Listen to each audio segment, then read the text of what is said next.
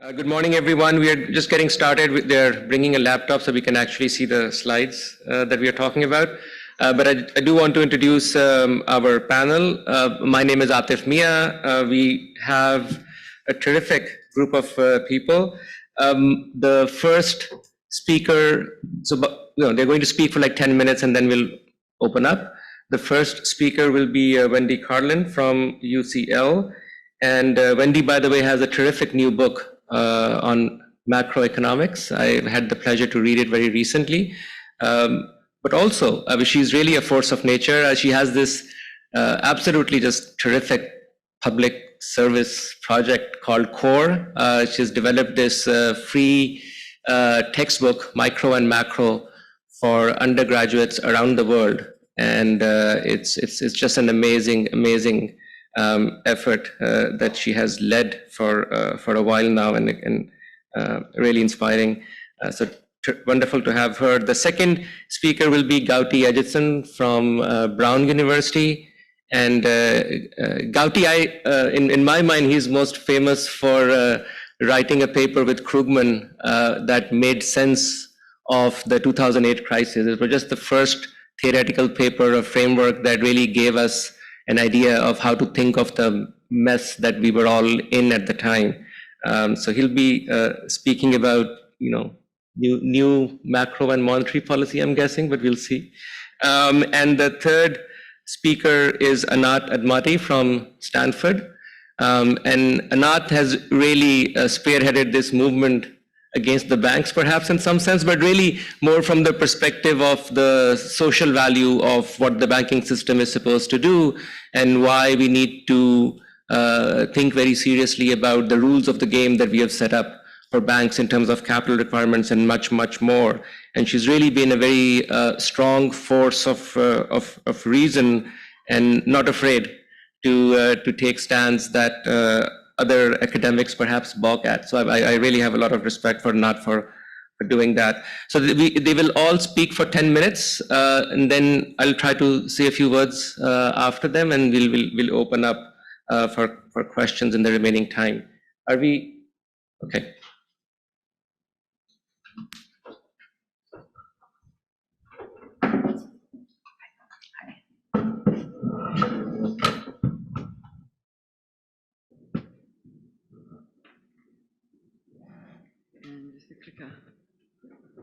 Okay, great.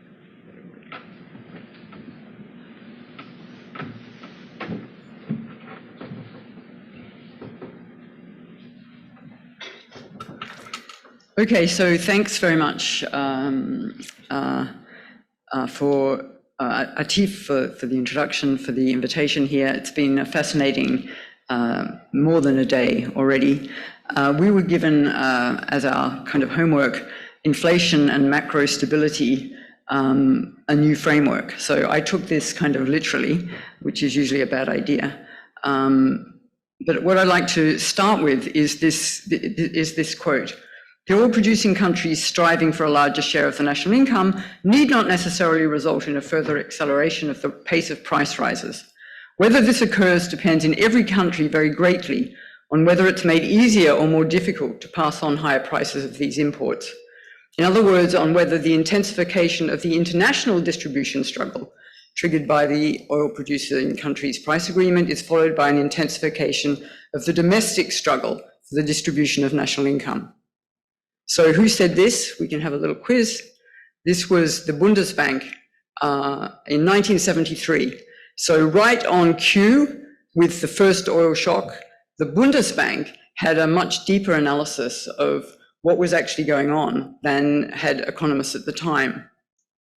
This was followed up with the first kind of formal theoretical model, bringing distributional conflict into the supply side, modeling in Bob Rothorn's Conflict, Inflation and Money in 1977.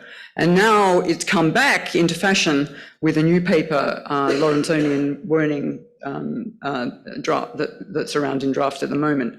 So I'm going to begin with talking about this question of how do we bring distributional issues into the supply side of the business cycle model.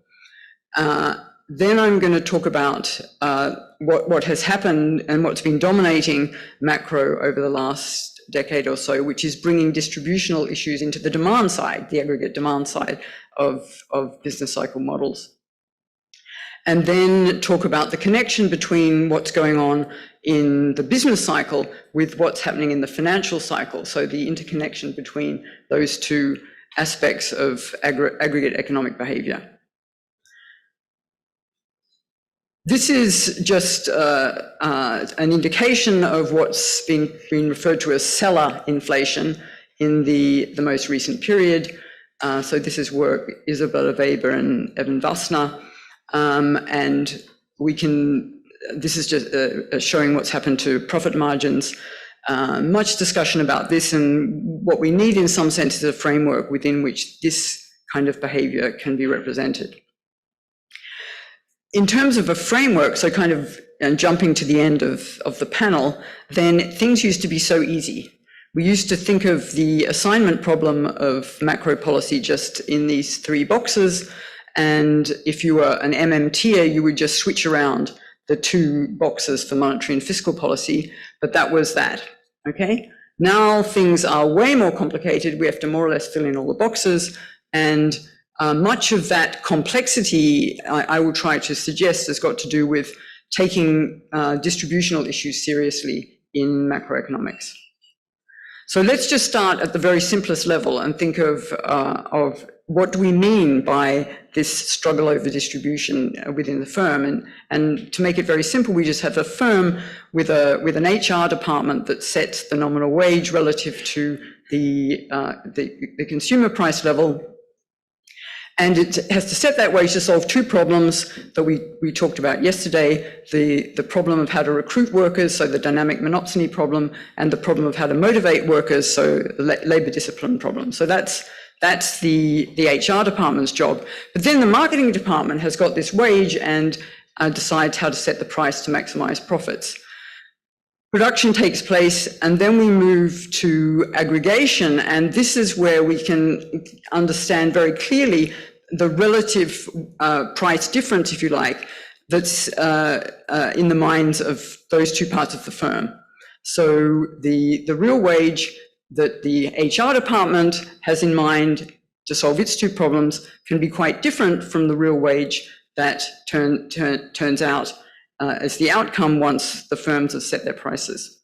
So we have this very simple, these two relationships, the wage setting curve and the price setting curve, and the measure of disagreement is the gap between these two real wages. So the connection then is that when there is any disagreement, and we can think about the factors that shift those two curves up and down, including external terms of trade shocks, but also things like changes in the extent of surveillance within firms. When we've got that gap opening up, then there's disagreement, and that's going to be reflected in upward pressure, wage inflation pressure, price inflation pressure. Whether or not this turns out to be a spiral, or how it's reflected in terms of the movement of real wages up or down in the outturn, is going to depend on the timing and sequencing of wage and price setting, on how expectations of the consumer price index and consumer price inflation are formed in wage setting. And that's now kind of moved into the being presented within a kind of new Keynesian framework. So that distributional issue is now on the table. If we then go to the demand side of the model, this is much more well developed. Everyone's has their Hank model. But the crucial point about this great development, this positive innovation in modeling, is that it brings distribution into how we have to understand the implications of shocks on the demand side and the implications of monetary policy. So monetary policy for stabilization has redistributive effects, both via balance sheets and through the heterogeneous impact of changes in inflation. What this means as well is that monetary and fiscal policy are now inseparable. And one of the policy prescriptions coming out of this way of thinking is to instead of assigning the central bank to stabilizing aggregate demand, rather assign to government fiscal policy targeting those in need of support. So this is a very radical change in the framing of stabilization policy emerging from the Hank literature. Let's move then to the third piece, which is to say, how should we connect this analysis of the business cycle with that of the financial cycle? And here we've got the data for the business cycle in the US and of one way of representing a financial cycle, which is built on a house price index, lending to bank lending to households and bank debt itself. You can see it has much lower frequency. You can see where the banking crises occurred.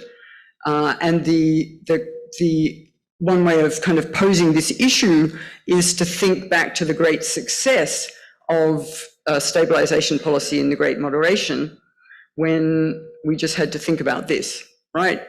Central banks were successful in achieving their inflation target at low inflation. We even had an oil shock during the 2000s, which caused nothing in terms of any kind of spiral, any kind of upward pressure on inflation.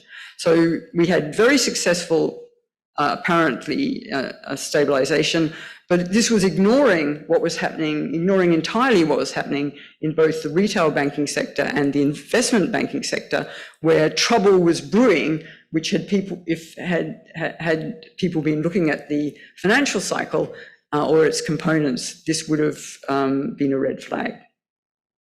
So we've got here nonlinear financial accelerator type processes happening both within retail banking on the household side and within investment banking. We put these things together and you can see these three factors at the time all were pointing towards there being lower risk in the aggregate economy. So lower risk in terms of success in stabilization, that was stabilization of the business cycle. Rising house prices reduce credit risk to banks, and securitized assets were thought to reduce risk through pooling. So those three factors reduced the perceived riskiness of securitized assets and increased the purchase of those assets by investment banks, and we know the rest of the story. So this is just a kind of capsule way of thinking about how we bring distributional questions into the heart of macroeconomic modeling, business cycle modeling, and the financial cycle, where it obviously plays its role through the balance sheets. And we can think where we are now and think about the pathologies that confront us of heightened distributional conflict. There was a lot of discussion yesterday about, in the context of competition policy, it's come up again today, actually, in the discussion about innovation. Why is it that those new, the small firms are not getting a foothold? What's happened over the period since 2000 that's creating this problem, both for the functioning of the macroeconomy, but also for growth? We've got the redistributive effects of monetary policy and this quite radical, although it's not often presented this way, but this quite radical interpretation that once we take seriously the distributional effects of monetary policy, then fiscal policy comes into the frame, a heightened role for automatic stabilizers. We're back to thinking about things like insurance through basic income, not to mention redistribution of wealth, if we're worried about this heterogeneity to begin with. Housing booms and busts, we can think of other policies. I've mentioned one there. And Anat is definitely going to take the implicit subsidies to banks up in her contribution, so I don't need to mention them. Thank you.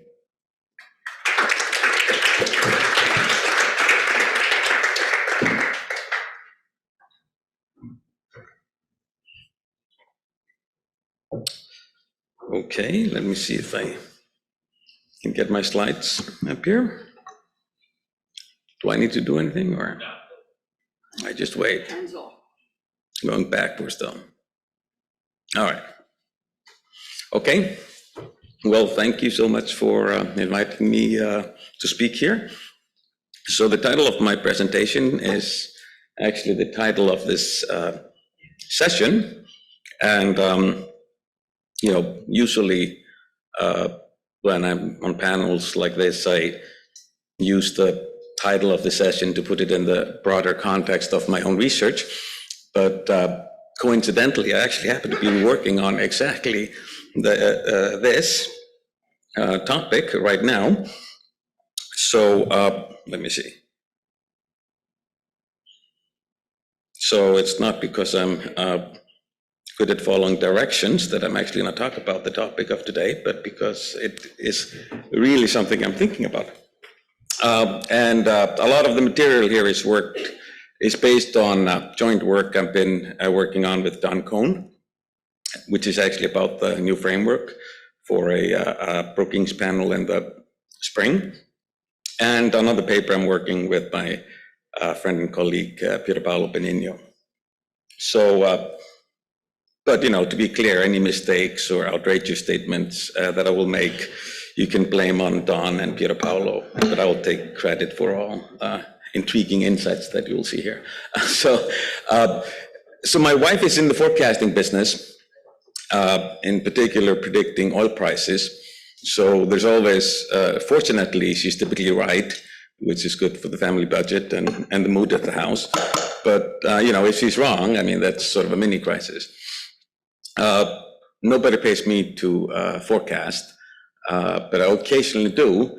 But for me, actually, that's the most interesting times is when I screw up, because, then it changes my opinion. So I really did screw up one forecast. I was extremely wrong on inflation. And, it is something that, maybe I could have conveniently forgotten, like we tend to do when we make wrong judgments, except for that I actually wrote an op-ed on this. Fortunately, it's September 2001. Fortunately, however, it was in Japanese. So now I could say that I was just predicting there would be no inflation in Japan and I'd be fine, except for, no, I did say there would, I talked about inflation. It's rough translation of my op-ed. Inflation, there's nothing to see here, not a problem. So this was in September 2021. Very excellent moment to make that forecast. If you take a look here, this is sort of where my op-ed appears. Like there's a little wrinkle there when inflation looked like it was going to go down, and I was declaring victory for team transitory. So obviously, this colossal failure led me to rethink a little bit how I got it so wrong. And I would say, in my defense, not just me, but I think the profession at large, a lot of macroeconomists really did get this wrong. So how did we get it so wrong? And one way of sort of thinking about it is just to look at, the standard New Keynesian Phillips curve that I have helpfully put up here, where pi is inflation and x is a measure of either output gap or unemployment. And basically, what most of us, the way most of us were thinking about this, certainly the way I was thinking about it when I was at the New York Fed and we were making forecasts, was that the kappa, that is, multiplying output gap or unemployment or any, measure of activity you may have in your model, is just very, very low. There's very little feedback into inflation. So, for example, so in general, then the way we were mostly thinking about what really triggers movements in inflation is mostly inflation expectations you see there on the right-hand side, or some sort of a cost push shock. That's sort of the standard story of the 70s. So this is a typical estimate, for example, and this is from a QG paper from 2022, where Hassel, Herano, Steins, and Nakamura say, 1% reduction in unemployment generates only about 0.3 4% increase in inflation.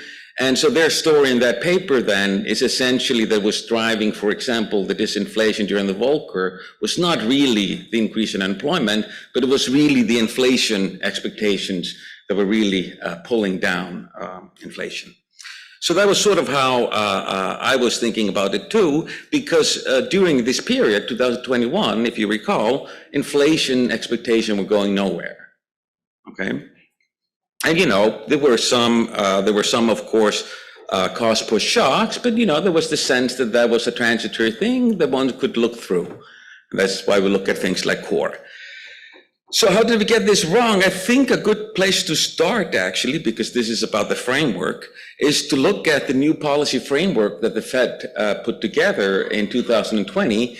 And I'm going to show you here a little bit from that framework. So there was definitely a shift in how the Fed was looking at what it's doing by putting more emphasis on the other side of the dual mandate. Now, I think we know pretty well how to measure inflation. There's a lot less confidence in how we measure slack in the labor market. And in fact, this is from the 2020 new framework where they talk about emphasize maximum level of employment, and that was a change relative to the previous framework. And they emphasize that it's not directly measurable, and you must be informed by assessment of various measures. Okay, so let's then go back to 2021 when, you know, we were making these forecasts and saying, okay, don't worry. And the thing that I want to point out, even if unemployment was low, what a lot of people were looking at was that labor market participation had collapsed during COVID. You can see that here in the picture, and it hadn't really recovered. Okay, so the question was then, okay, there's some inflation, but that's transitory.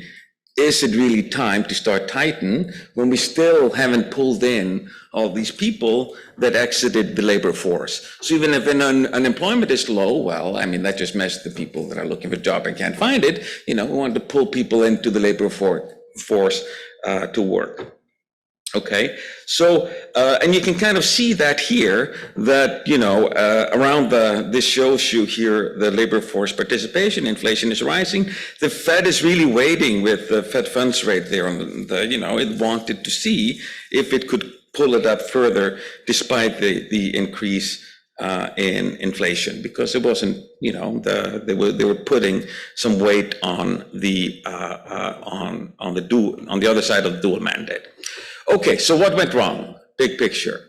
I would like to think that what went wrong is, so these are two figures. On the left, you see what Alan Blinder says in his new book, Crude Keynesianism, where, you know, below full employment, you have basically inflation being fixed. But then as you hire all the workers and the factories are at full swing, you just hit a wall and you hit a neoclassical model where an increase in demand is going to directly result in inflation. But then on the right, actually, what you see, and this may be surprising to some, this is the original Phillips curve. And the original Phillips curve is actually not a linear relationship. In fact, the key point of Phillips, 1958, is that it is very nonlinear. It's much closer to what Alan Blinder called crude Keynesianism, this sort of inverted L, than what became known as the Phillips curve. Okay, so what I want to point at is that maybe we should be paying a little bit more attention to this kind of nonlinear relationship. So this is when, you know, coming to America, when the Phillips curve comes to America in 1960, in Solow and Samuelson 1960, the nonlinearity has gone out of the window, and you get just a linear relationship between inflation and output gap or unemployment. And so I think the nonlinearity got largely forgotten in the literature, including the New Keynesian literature, which I've been contributing to. Now, of course, but what happened next after Solow Samuelson also sort of put the nonlinearities into the background, because what people pointed out that was really missing here and became, so is that 1 minute, and became the theme of the 70s was that what is missing here, of course, is expectations. And you'll see, Solo Samuelson Phillips curve looking nice and smooth there in the bottom left corner, and then it goes all over the place when expectations become unmoored. So the 70s was sort of consistent with this kind of story, small k, it was being moved by expectations, but what about now? So expectations have been completely anchored. This is actually expectation, what people think about inflation 5 years from now. So it's really long-term expectations. And you really want to focus on here that in the 70s, expectation really became unanchored, okay? So, and they didn't now, but perhaps what we should be thinking about is, in fact, that while we were on the 70s on this part of Phillips' original curve, now we're on the vertical part. So because I've only 1 minute left, let me just show you a couple of slides, if you'd give me the advantage of an additional, if I can go over time by just a minute, because I have data, and I never have data, and I'm so excited to have data. So this here shows you tightness, measured as the number of vacancies firm post, and number of people looking for jobs. And what you see here, so the first line is sort of neutral tightness, where it's neither inflationary or deflationary. And then the dashed line is what I call labor shortage, where there are more people looking, more firms looking for workers than workers looking for jobs. And you can see that there are 3 episodes of tightness since 1950, 3 episodes. And this is the Korean War, the Vietnam War, and then the COVID stimulus. These 3 episodes are also associated with 3 inflation surges. Okay, and you also notice the typical estimation, like Nakamura and Steinson, is done in the window of data where there is no labor shortage. Okay, so more data.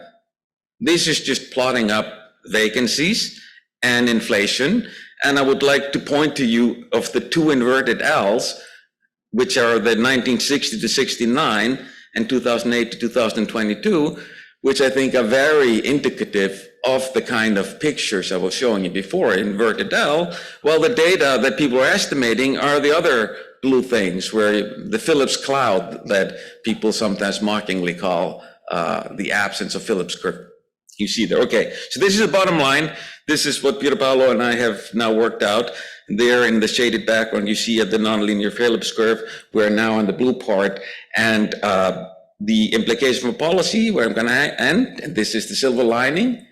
If it is in fact true that what I'm speculating, that we are at a vertical path, that means easy up, inflation goes easy up, but it also means easy down. So I'm going to make another forecast, which is that that this is going to be easy down, with the caveat that the only thing that could prove me wrong, which will be very, very exciting, is if the thing that people never talk about, it should be a triple mandate, because there's also the issue of financial stability that could undermine the prediction. Okay, that's it.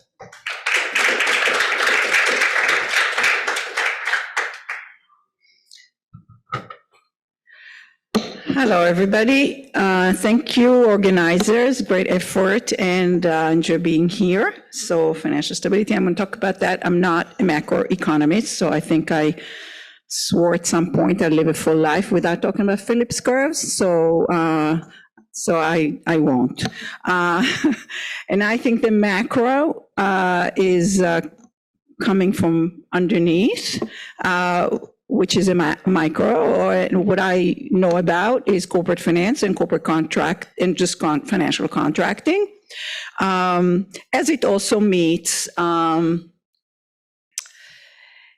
politics and policy.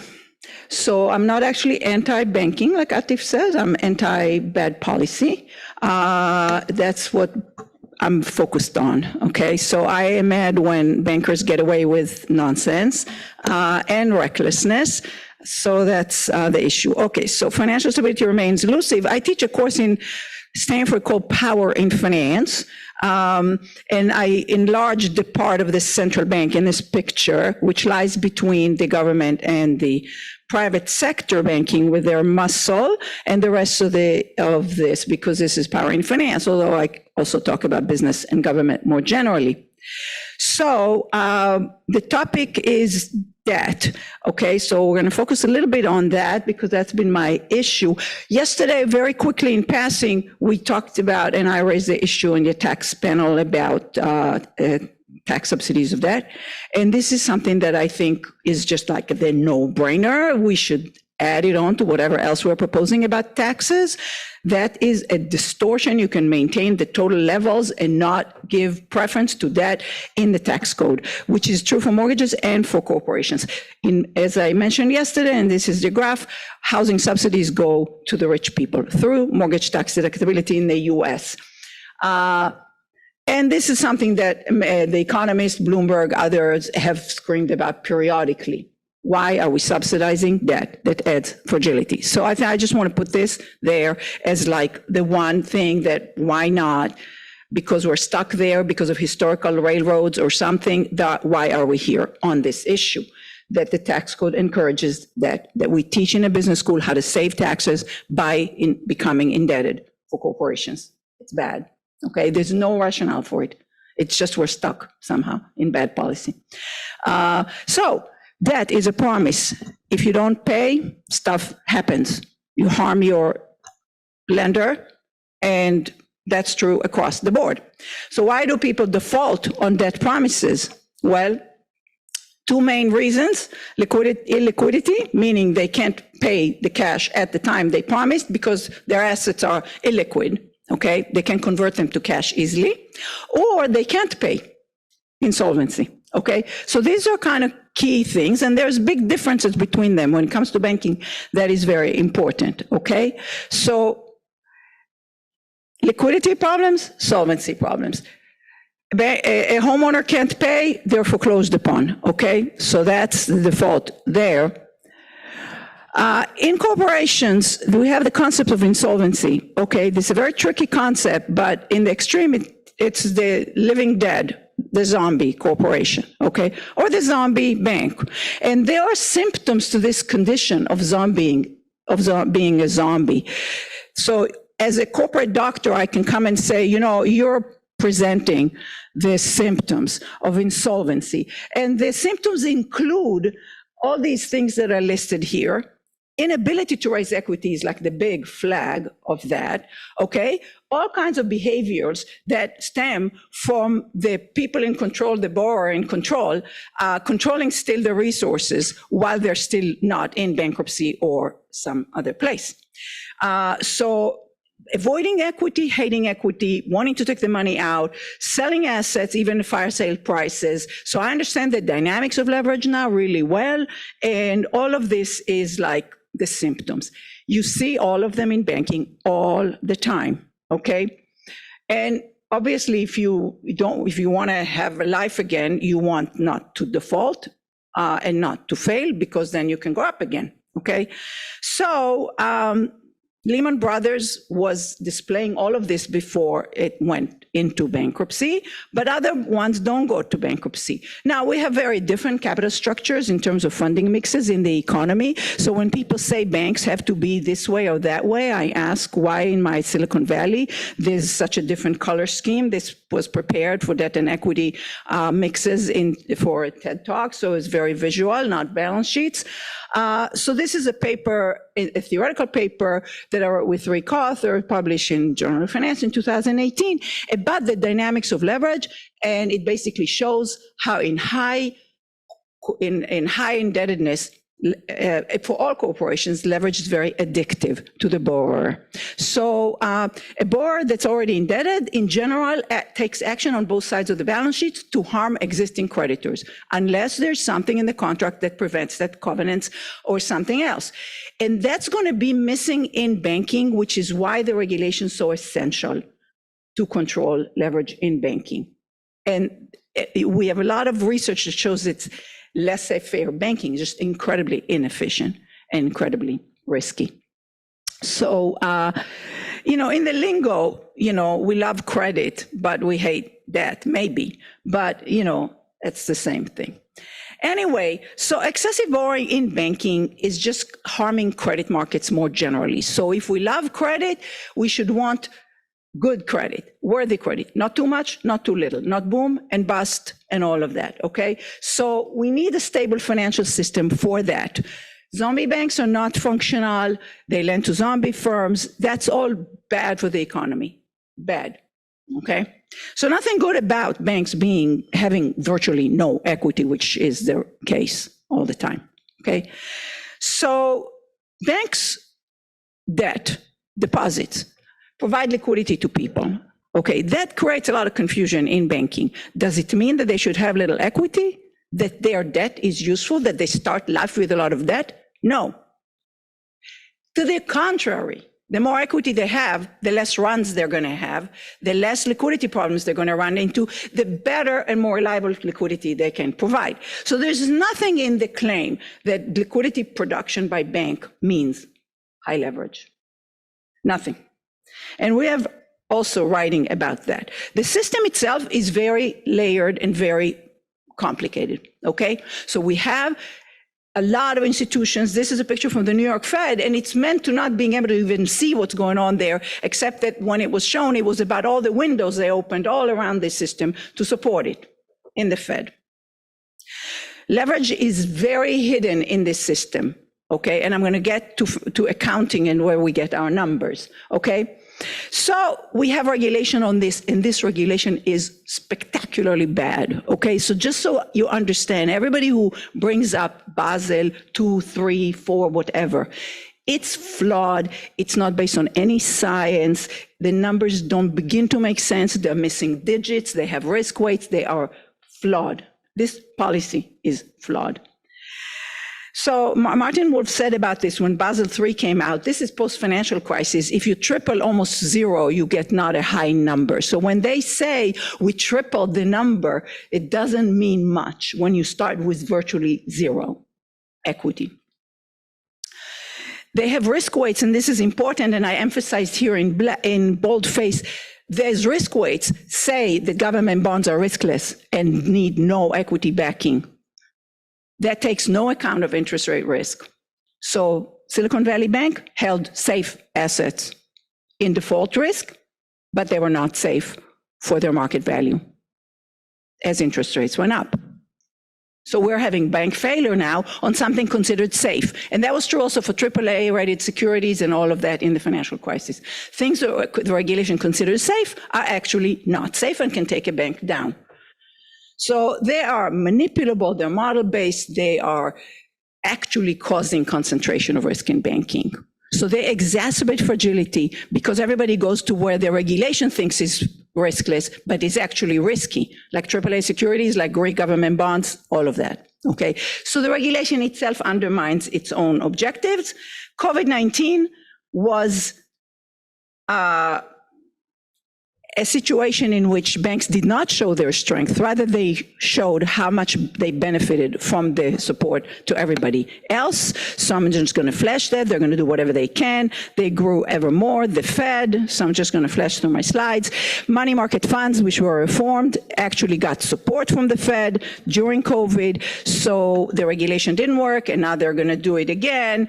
We sent a letter to this SEC about that. And they're proposing new rules. This is 2021. The zombies persisted. The zombies got supported across the economy. Fed is buying corporate debt. Fed boosts debt binge as borrowers cut jobs. Wall Street reaps bonanza because everybody could issue bonds, and then there was investment banking in income. And even in December, they were going to the Fed window. So you already could see that these supports were important. This is lender of last resort, so they're not getting interbank, and they have to go to the Fed window, which has a stigma and all of that. Now, after Silicon Valley Bank and all of that, the window is exploding, okay? And we can talk about that. That's a big bailout. I'm flashing through this thing. Accounting standards. All your numbers come from accountants. Good luck to you. The accounting standards are a political process in FASB, in IFRS. All these companies that failed or bailed out were cleared by their auditors. So was Silicon Valley Bank, so was Carillion in the UK, cleared, spectacularly failed. Prudence and judgment were lost, said the Financial Times in 2018. Bad audits are a cancer in the body corporate. We don't know what's going on in corporations, okay? The big four accounting firms are a whole other can of worms. They too are problematic with a spectacular failure of a fintech company in Germany, Wirecard, their Enron of Germany. If you look closely at all these issues, it's not nice. So how common is common fraud? Very common. How common is deception? Very common in markets and in politics. Fishing for fools, you name it. Lucas said, we're storytellers operating in the worlds of make-believe. It's the only way we have found to think seriously about reality. So the question is, are we telling stories or are we looking at reality? I hope we look at reality. Thank you.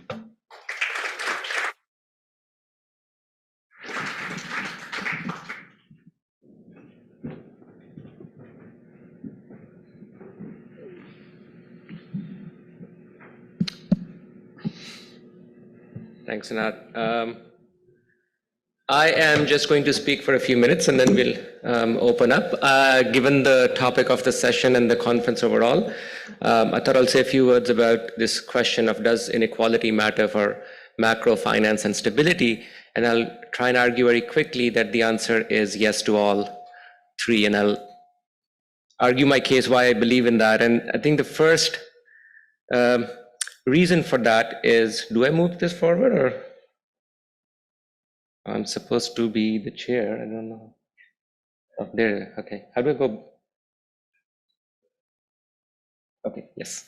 So I think there are two broad trends in the macroeconomy that are very important to explain and understand. And when you try to do that, one needs to appeal to inequality. That's my sort of central argument. And those two trends are the following. I'm showing you the first one, which is what I'm calling the rise in finance. There's been a big sea change since 1980s till today, which is the rise in overall debt, not just in the US, but across the world. Total debt includes government debt, household debt, and corporate debt. So that's the one big fact, number one. What is also interesting about this fact is that the rise is disproportionately driven by not corporate debt as much, but household and government debts.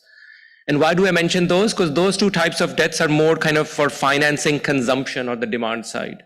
And that's, I think, an important kind of signal as to what the core structural problem might be, which again is going to be linked to rising inequality, and rising extreme inequality is what I'll argue. So this is fact number one that is important for my thesis. Fact number two, which is very important for my thesis, is that as quantity of credit has been going up, the price of credit has been falling at a very rapid pace, all the way down to zero. And then we all know the consequences of sort of zero interest rate environment and so on. But we really need to think about frameworks and theories that are able to explain this joint two facts of rising finance and falling interest rates. And I'm going to argue that the thing that connects these two is inequality. And the key ingredient I need to make that argument, the premise, if you will, all frameworks have a premise or an assumption. You basically need just one assumption and everything else follows. And that one assumption, in technical terms, you can say it's non-homotheticity of the consumption saving decision, which in English means the very rich are not like the rest of us.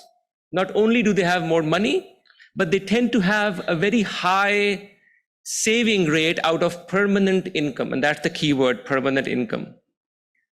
Which is to say, if the schedule of overall income shifts in their direction, which it has significantly, you're now going to have a lot more savings flushing around those surpluses in the financial system, and the financial system will try to find ways of how to deal with that.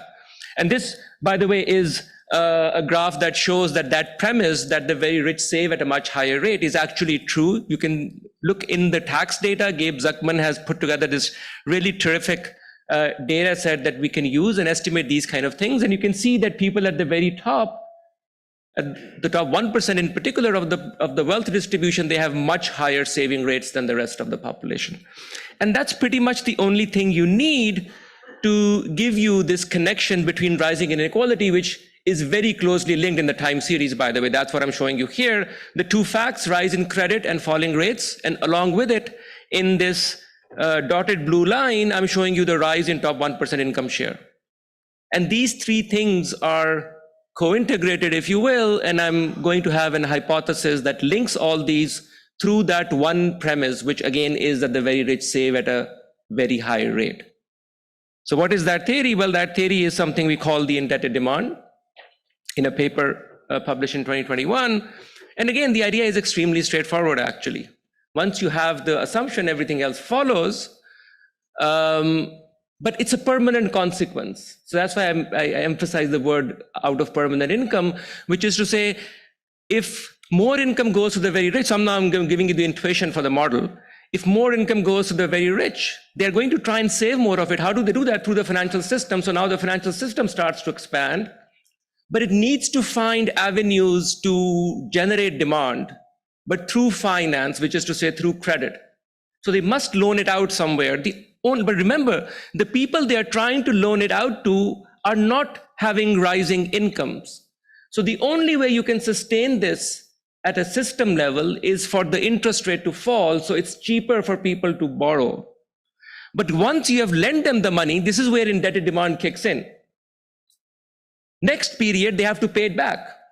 But they are going to pay it back to the same people who have high propensity to save. So it's not going to work out very well.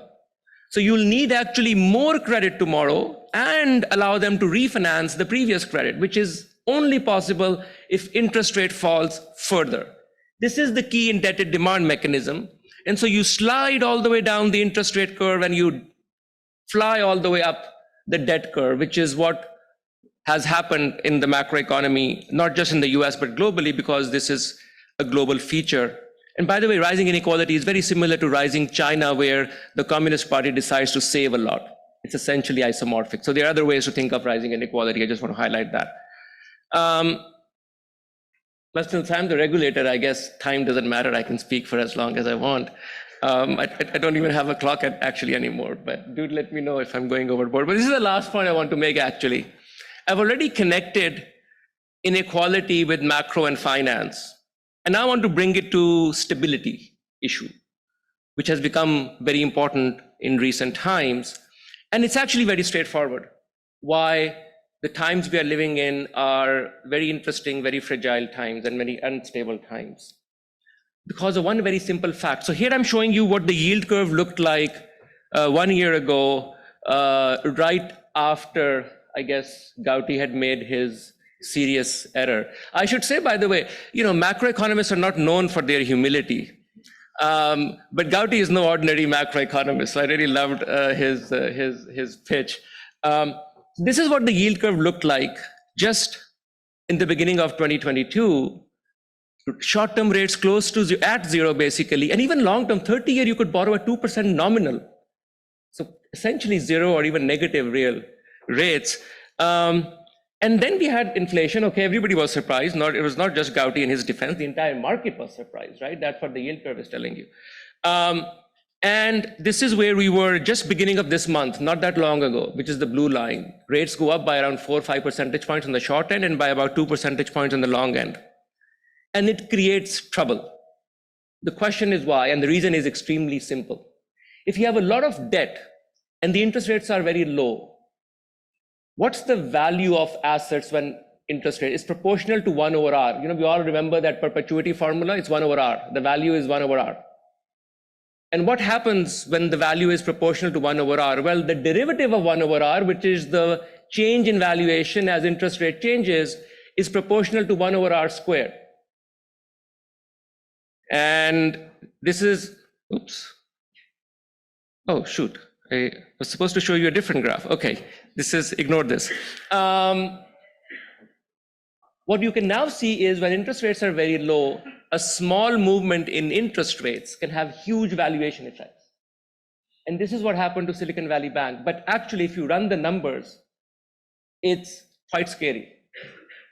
It basically tells you it's very hard for interest rates to remain high for too long because of the leverage in the system and because of the very low rates that you are starting out at. And that's something to think about. I'll just leave on that happy note, that there is instability for exactly those kind of reasons. I think we have a lot of legacy sins of the past, if you will, where we did not solve that structural problem of rising inequality the right way. And we push the can down the road, and it's going to create troubles ahead. Thank you very much. We will now open up for questions. And again, thanks to the speakers.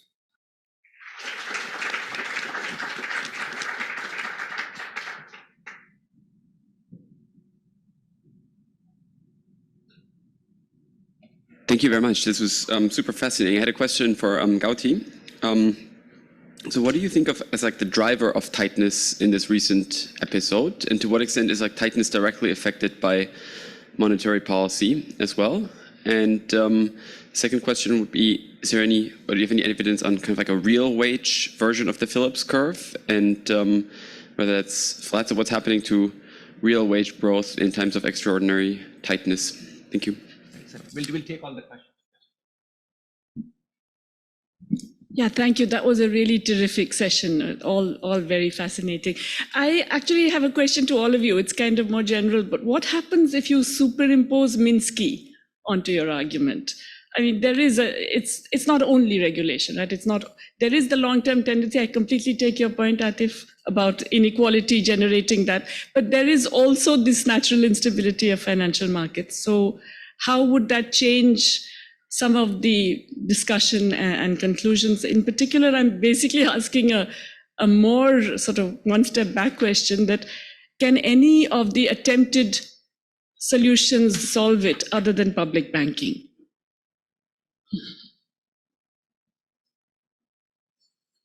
Hi. Kudos or prolonged Bronx cheer for Jerome Powell and the Fed policy. I'm from sociology, so I'm looking at exogenous causes of inflation that have nothing to do with monetary policy, like political considerations, like attempts to blame the Democratic Party for the inflation.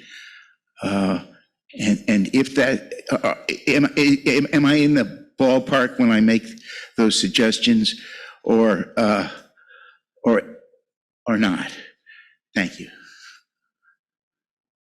Great, thank you so much. Gauti, you want to start? So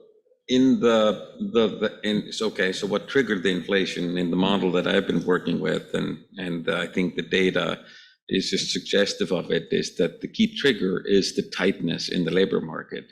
The fact that you have few people looking for jobs, but a lot of firms looking to hire. The question then came up, okay, so what has triggered that tightness? Few factors. One is, the supply side contraction in labor participation that has led to fewer contraction on that side. Now, obviously, the fiscal expansion was considerable, and that probably played quite a bit of role. I'm sure Larry would be devastated that I'm giving him credit for having called that early, and I took the other side of that bet. The other, and I mean, there are several other sort of hypotheses floating around there that I haven't quite made up my mind about, one of which being that, during some special circumstances related to COVID, such as, that there were some pent up savings that, and then there were some sectoral features too, where people were switching from goods into services with the opening. So there may have been some COVID related specific factors too. But I think the big picture is just historically tight labor markets that we haven't seen outside of wartime since 1950. Okay, I want to relate to like Minsky and things like that.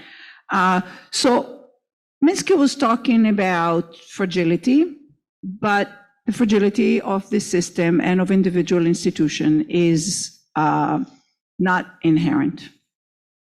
It is there if we let it be, but that's because we must regulate it, especially in days in which to solve liquidity problems, we've created deposit insurance and central banks who are extremely active and in fact, change their own commitments when the time comes and decide that something that wasn't systemic is systemic and now off to the races. To continue, by the way, to kick the can down the road. You understand that what the Fed is doing right now is lending at 5% to institutions making less than that. This is savings and loan style kicking can down the road, because it may well be lending now with collateral valued at par to insolvent institutions. Very dangerous. But it solves a liquidity problem for the short run, which is dangerous and has proven costly in the past. So the solution is not necessarily public banking, but the public has to be involved. So the question is whether the public runs the banking or regulates banking.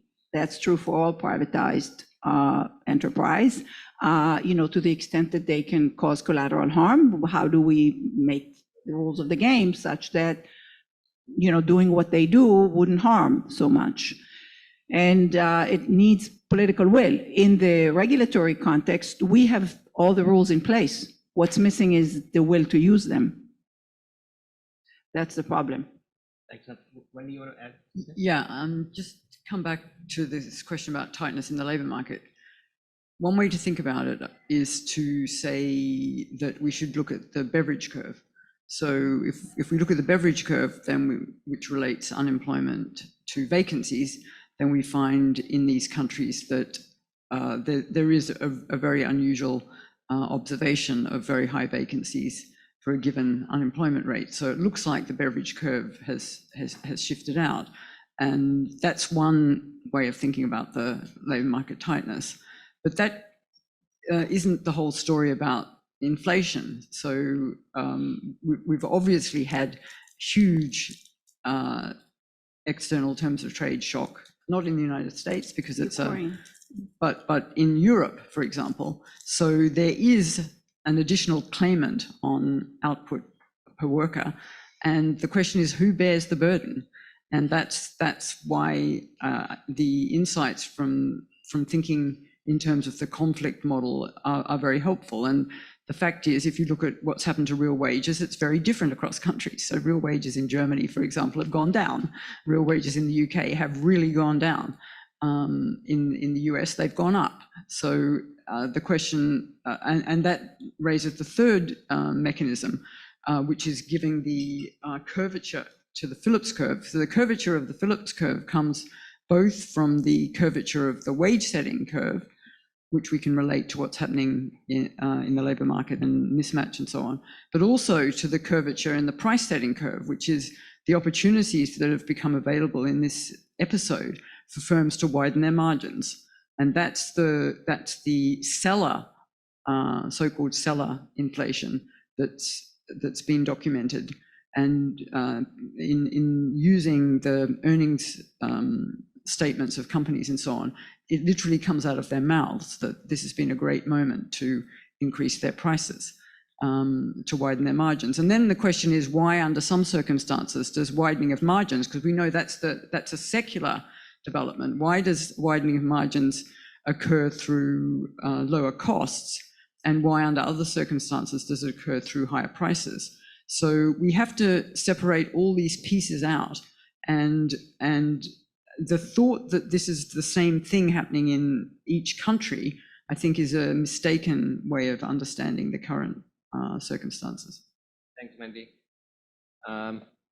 Sorry, Taimur, we are out of time. So we have a coffee break, and we'll have the next session starting in 10 minutes at 11:15. Thank you.